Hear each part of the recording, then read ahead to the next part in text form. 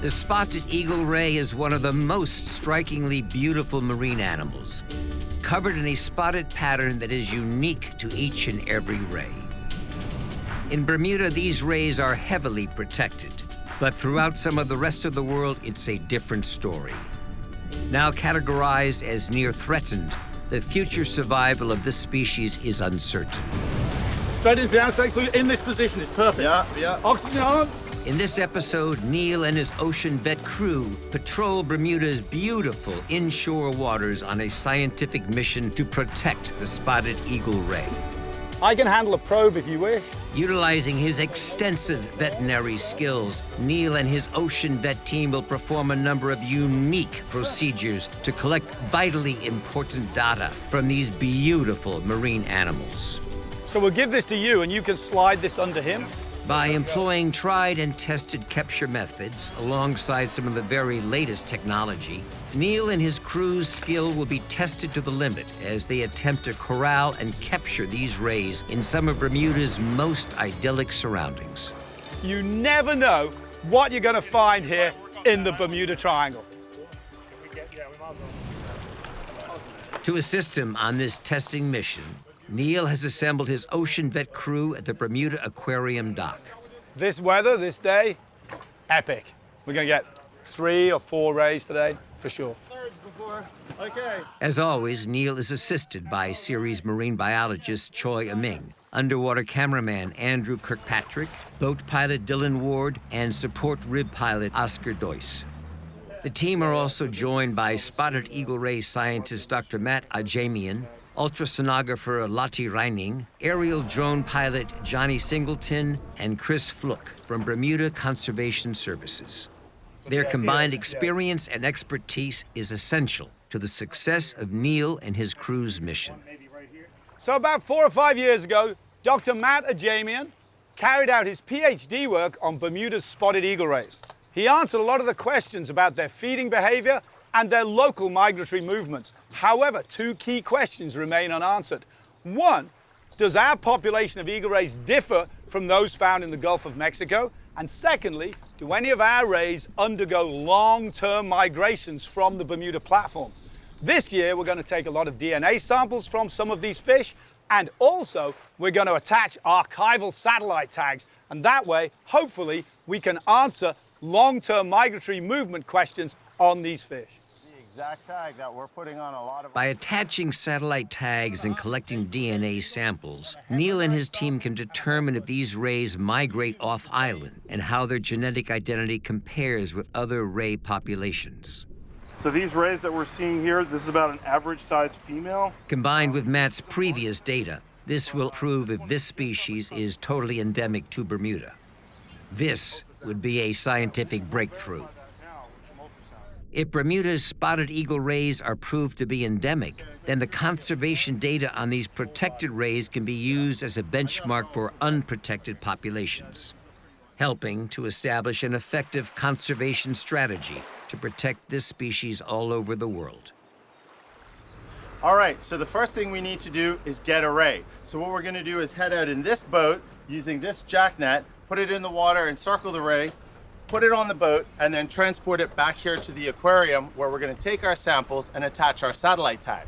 Now, rays are very powerful and potentially dangerous. So the first thing we're going to do is put it into this anesthesia bath here. So here's our pool set up. We've got oxygenated water in here, and we're going to use clove oil to anesthetize our fish. Matt, why are we choosing clove oil for our anesthetic? Well, Neil, clove oil is a naturally occurring anesthetic, and it has a variety of uses, but really is effective on marine fishes, and should put these rays under in a comfortable level so we can do all of our procedures. Excellent, and it's a naturally occurring material, so we have no problems with disposal that you do with some of the synthetic anesthetic agents. Let's go catch an eagle ray. Let's do it. Matt's research proved that Harrington Sound is an eagle ray hotspot. This large body of inland water provided over 50 sightings during Matt's study. These rays were often observed cruising the perimeter of the Sound or gliding across the shallow bays of some of its beautiful islands. So we're here at a fantastic location on the backside of Trunk Island here in Harrington Sound. This is a great location to try and find eagle rays because this sand bed here is full of calico clams, one of their preferred foods. Hopefully we'll find 2 or 3 in here.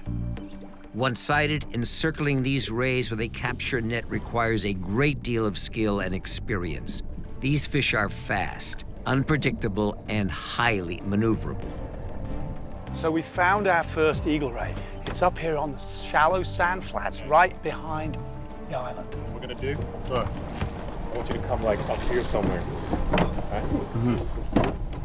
Very exciting. Okay. So we're deploying the net. We've come right in against the shoreline. We're deploying the net, and we're going to try and capture this ray. Just guide it. Don't even touch it. All right, cool. So we can see our rays about 20 yards off the bow of the boat, and he's heading towards the corner where we put the net to start with. This is going perfectly at the moment. Lottie's gonna jump in the water just to kind of give the ray a bit of a scare towards the net, because sometimes they go one way or the other. So we like to have a swimmer in there just to have a body there, and it kind of scares the ray in one direction, and that ensures us being able to net it. Lottie also has the crucial task of closing off any gaps at the bottom of the net. Even the smallest hole can be an escape route for one of these rays. At the surface, Oscar and Matt have the challenging task of trying to maneuver the heavy net around this ray without it escaping. See if you can scare him into the bay, Oscar. Just do your best. This is like cat and mouse with an eagle ray, highly mobile and actually highly intelligent. They have one of the biggest brain sizes per body mass of any fish. And this guy is trying to outwit us right here, right now. But not to be outmaneuvered by this ray, Neil deploys the rest of his team to close off any escape routes. This is a crucial moment. One slip now, and his team could lose this ray for good. So the eagle ray is right here in front of us, heading towards Chris. Our job right now is to keep him corralled as we gradually get this net smaller and smaller so we can capture this ray. The reason we brought the camera is because the eagle rays actually have a spotted pattern on the back, and it's actually a unique spot pattern on every ray. So if we get a good photo of it, it's like a fingerprint. So what Matt's gonna do is he's gonna keep them, and basically we can catalog all the rays so we can identify each individual ray by its pattern. So we'll give this to you and you can slide this under him. Neil and his team must be extremely careful working close to this animal. These rays are equipped with several venomous barbs located at the base of their tails. If one of these barbs were to puncture a vital organ, the effects could be fatal. Okay. All right, you guys got that? Right, Do you have that right now? Huh? Yeah. I have it. You got the tape? I'm good. Yeah, tape's right here. Right. Do you wanna? So we have our ray safely in the boat. I'm going to get the tape and we're going to tape its barbs. These are the very dangerous 5 to 6 inch long venomous barbs, and sadly made most famous by the death of the late Steve Irwin, who took a 6 inch long stingray barb through the heart. We're going to make sure that doesn't happen to any of us. We're going to tape these barbs up close to his tail, get out of the danger. Yeah, sure. Our priorities are taping up the barbs and getting water into his gills. So I'm holding the mouth open. Matt has just put water in the gills, so he's got flow over the gills. You can see water coming out there. He's in good shape. We're just going to put a towel over his eyes just so he can't see what's going on to keep his stress level low. Okay. You can actually see this guy. With the ray now secure and stabilized, Neil is satisfied it can be safely transported back to the Bermuda Aquarium. So we're running full speed and Matt is checking the flow and the water is flowing over his gills. And we're almost at the aquarium. We're almost there. This guy has become one of the Ocean Vet research crew. He's being honored to be allowed to wear the shirt. Very nice. Good job, everybody. Yeah. What a wicked team. Coming up, Neil and his team sample and release the captured spotted eagle ray. Neil and Choi respond to a call reporting an injured ray. And Neil and his crew have a fight on their hands to capture their second ray and complete their mission to help protect this amazing species. Back in the action, Neil and his team have successfully transported their captured ray back to the Bermuda Aquarium for sampling. Straight into the Anesthetic, so in this position is perfect. Yeah. Oxygen on. Yeah, okay, we'll turn it on now. So our ray is in his anesthetic solution. He's in the clove oil. He's gradually going to get a little sedated, we hope. And then we're going to go ahead. We're going to get a blood sample. We're going to get a DNA clip. And we're going to attach our archival satellite tag. To minimize unnecessary stress to this animal, Neil is keen to complete the procedures as quickly as possible. All right, thanks, Matt. So this is our archival pop-off tag. And we're going to implant this. It's going to release after 6 months. It's going to come to the surface and deploy and upload all the information about this ray's movements during those 6 months. We're going to put this right through the muscular tissue either side of the vertebra of this fish's tail. That's right. And it's going to go right through, just like so. And as it gets pushed through, this tube is going to go with it. And as you can see, this ray is not bothered by this procedure. The clove oil's working brilliantly. So now I'm going to plant the tube on this side, correct? Right here. This is very similar to some of the procedures we use when we're doing our small animal practice, particularly when I'm doing fracture repairs in small cats or dogs. We thread a wire under the jaw in exactly the same way. Beautiful. So we have a smooth connection from our swivel, from our tag, to our swivel, to our fish, to our ray, I should say, and we're good to go. This is going to trail behind him and offer minimal drag as he swims through the water column. With the health of this ray also a key focus, Neil, Choi, and Matt take some vital blood samples. So Matt, why are we going to draw this blood sample from this ray? This blood's going to actually give us a little insight into the physiology of these animals, how healthy they are, what types of toxins are actually in them as well. And we can also use some of this tissue that we're going to draw from our clip to get DNA analysis, right, and compare this with other populations. Yes, sir. This DNA sample will be sent to scientists in California and compared with other ray populations to determine if Bermuda's rays are indeed genetically unique. Good, okay, we're good. All right, let's get So let's move this ray. With the welfare of this ray Neil's top priority, he's keen to begin reviving the animal as soon as possible. It's starting to come out a little bit, which is good. Okay. All right, so we've got the ray moved into our recovery bath. We've got our oxygenation stone in. Choi is actually running fresh water directly over his gills. We're going to get rid of all that clove oil anesthetic from this fish, wake him up, get him weighed, and get him back into the ocean. Yeah, there he goes. Yeah, I can feel it. It's like almost like a little tongue sticking out, licking my hand. With all of their procedures taking just over 10 minutes, Neil has ensured the stress to this ray has been kept to a minimum. Okay, we're going to lift him onto the frame. And with the clove oil solution now purged from this ray, Neil is confident the animal is strong enough to be released. So, do you want to grab the back end? Got to grab the back end. Okay, let's get him off. So I'm just bringing him off. And as we can see, I can assess his spherical movement. And we're going to wait until we have some movement of his fins. And once we do, we're going to see he's already starting to move.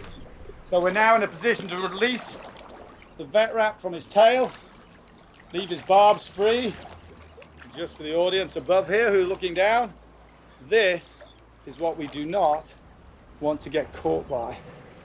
So this one, these venomous barbs are what we were trying to avoid earlier, but now as we release this fish, we can leave him with his protection in case he comes into contact with something that he needs to protect himself from in the future.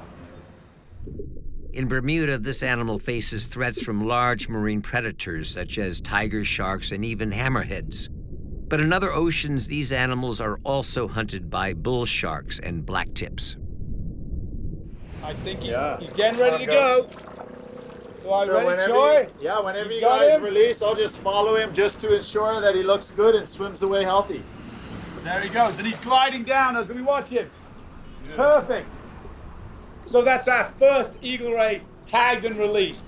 We've got a few more to go, but it's looking very good so far.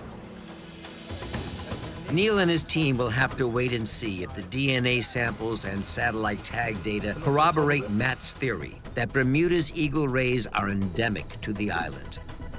But it's not just strategies like this that help ensure this animal's survival. At the Bermuda Aquarium, their team of scientists also respond to reports of injured marine animals. When a call comes in about an injured spotted eagle ray, Neil and his ocean vet crew are the first to respond. So we've received a call from a resident of Harrington Sound, just up here. He's seen an injured eagle ray in front of his property. It looks like it's got a laceration to the wing and some abrasions. and it's circling in the same place all the time, so it doesn't look well. We're going to see if we can assess it in the water, and if we think it needs to be captured to help treat it, that's what we're going to do. Oh, hang on, he's right in front of us. So you got a spot on it? He's right in front of us, he's right here. Yeah. Looky, he's 20 yards off the stern of the boat. Right there, right? And he's heading out right now. So we can see the laceration on the left side of the wing, and it's about a third of the way in from the tip. But the ray is adapting to it and is swimming pretty strongly right now. It's incredible considering it's almost the wing is actually cut and basically it's kind of flapped like a chunk, like tilting like that, but she still managed to swim fine. So it just shows the resiliency of these animals. I won't say it's cosmetic, but I don't think it's life-threatening. And so I think the stress of us bringing her in already a stressed animal and further stressing it, I think would not be the best call.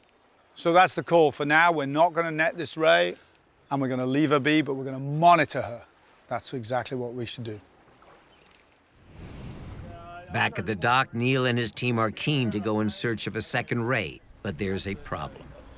So unfortunately, we've developed an oil leak on one of our engines, which has basically stopped us from using this boat. So we've transferred the net out, and we're going to go with the aquarium boat called the Chevron.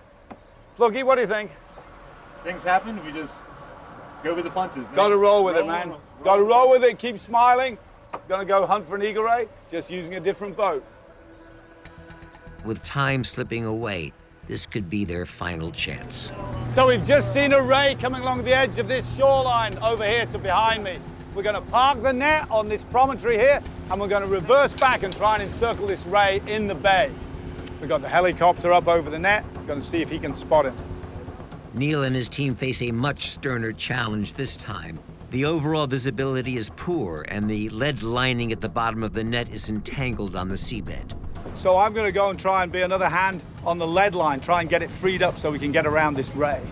Neil's drone has zeroed in on the ray's location, and the team now face the challenging task of trying to free the net without letting the ray escape.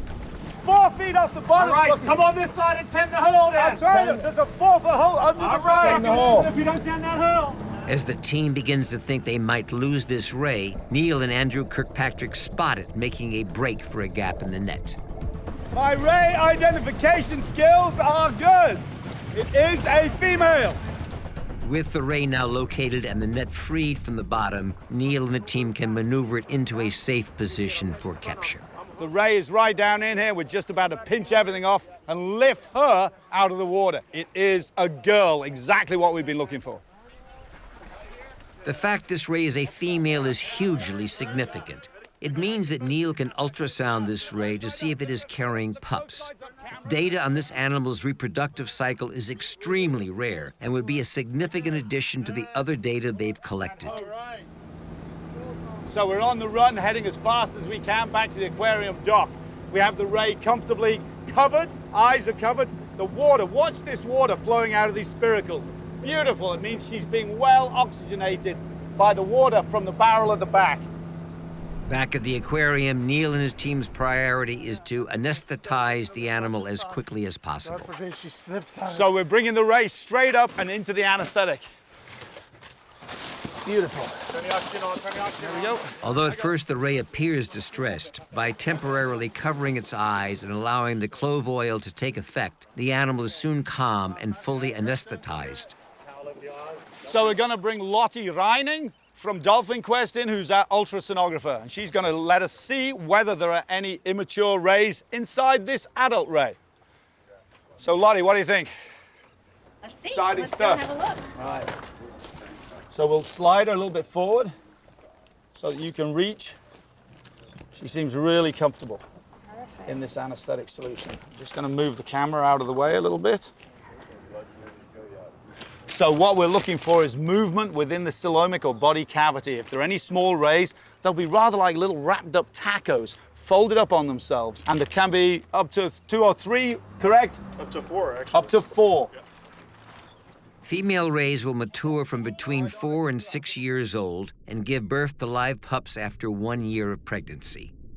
This ray is quite small for a pregnant female, and so it's possible she's not yet carrying pups. So I'm seeing no evidence of juvenile rays within this adult female, so I think we're free to go ahead and put our tags in this fish, do our DNA clips, and take our blood samples. Okay, I lost the vacuum on that one. Although this ray will not provide any reproductive data for Neil and his team, she can still provide important migratory data via her satellite tag and crucial DNA samples for genetic analysis. There we go. So you're going to start to swim. Here she goes.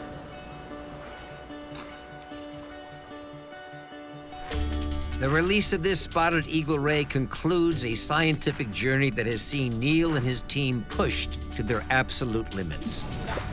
Capturing these rays has not been easy, but working together, the team has succeeded. Fantastic! To see that fish swim away strongly into the current of Flats Inlet, just beautiful. These fish deserve our attention and our respect and understanding. If this population can continue to thrive in Bermuda, they can be ambassadors for the ocean. Good job, buddy. Teamwork makes the dream work. Since the filming of this program, the satellite tracking data has confirmed that these animals make no long-range migrations, but the DNA samples are a match to other eagle ray populations. The team's evidence suggests that millions of years ago, Bermuda must have been more accessible to this species. As the Earth's surface changed, so did the position of Bermuda. The result is a unique and precious population that moved with the island. The future of this species is bright, but one slip could see these glorious creatures disappear from these waters forever. Beautiful. The spotted eagle ray. Long may they reign. Woo. Next time on Ocean Vet, Neil and his team enter the world of the tiger shark. They'll be tested to the limit as they try to install a satellite tagging computer to an 800-pound monster shark. And Neil and his team swim with these animals to see if there's any truth behind their reputation as ferocious man-eaters.